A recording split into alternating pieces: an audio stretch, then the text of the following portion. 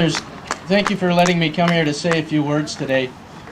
I first started coming to this ceremony about 7 or 8 years ago, and I've had the opportunity to speak here several times. And in the past, I've talked about the fact that Ginger Goodwin was a socialist, the fact that he was trying to overthrow capitalism, the fact that he was a trade unionist and a labor martyr. And I've also talked about the fact that Ginger Goodwin lived in a world that was very different from the one that we live in. But I think this year, it's becoming more and more clear that the world today is a lot more like the one that Ginger Goodwin lived in. Since we last met here, our world has been thrown into chaos. We're now facing one of the worst economic crises that any of us have ever seen. And so, as we look at the situation, we see in the last year that hundreds of thousands of people have been thrown out of their homes.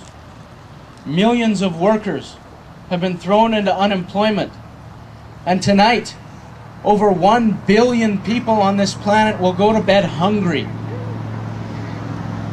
We're facing a terrible situation, sisters and brothers, and it's going to get a lot worse before it gets better. I think the days that we have ahead of us are going to be a lot more like the days that Ginger Goodwin lived in. It's time for the labor movement to relearn the ideas of Ginger Goodwin, to pick up the struggle for socialism. Because let's face it, things aren't going to get better under capitalism. We've seen the capitalist system lead us down another blind alley. And so this year at this ceremony, this can't just be about thinking about the struggles of the past. It's time that we start thinking about the fight for our future.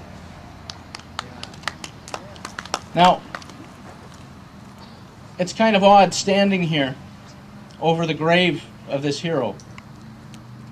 But while we're standing over this grave, I think it's important to recognize that while Ginger Goodwin may be dead, his ideas are still alive. And they're flowing through every single one of us. They're beating through our hearts and flowing through every one of our veins. The ideas of socialism in this climate are taking root again amongst the working class. And we're going to have a lot of big fights. But I think you can see, if you look around the world, that workers are waking up and starting to fight back. We can see today in the streets of Tehran, millions of people are mobilizing against a brutal dictatorship. And it's going to be a long struggle there before things turn out well. But around the world, we're seeing workers fighting back.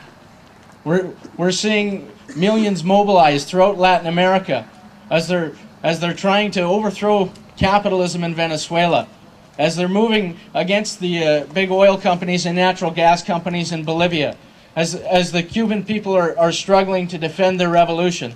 And today, sisters and brothers, the final nail is being driven into the coffin of Tony Blair's third way in Britain.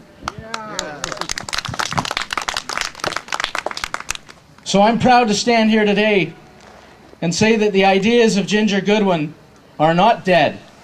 They're alive and well, and they're gaining an echo.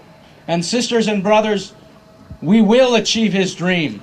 We will overthrow capitalism, and we will build a society that's based on need and not greed. Thank you.